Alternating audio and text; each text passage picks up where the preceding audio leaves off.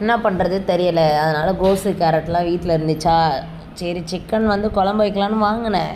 65 பண்ணும்போதே வேறு okay rice பண்ணிடலாமே அப்படின்னு நினச்சிட்டு குக்கரில் ஒரு வழக்கு சாப்பாடை வச்சுட்டு சிக்கன் ரைஸ்னோன்னு இந்த புள்ள மூஞ்செல்லாம் பல் அநியாயம் பண்ணுங்க. சிக்கன் சிக்கன் தின்னுது, என்னைக்கு கோழி இதை கொத்தி கொதற போகுதுன்னு எனக்கு தெரில. சிக்கனை ரொம்ப கொலை பண்ணி சாப்பிடுது இந்த பொண்ணு. கொலை பண்ணது வேறவங்க, ஆனால் இது தானே அதுக்கு அதை தின்னுது. அதனால் சிக்கன் ரைஸ் பண்ணலாமேன்னு பண்ணிக்கிட்டு இருந்தேன். மேடம் வந்து சிக்கன் ரைஸ் பண்ணுற அன்றைக்கி மட்டும் ஹெல்ப் பண்ணுவாங்க. கோஸு கிஸ்ஸெல்லாம் கட் பண்ணி கொடுத்ததெல்லாம் இவங்க தான், அதை தான் சொல்லிக்கிட்டு இருந்தாங்க.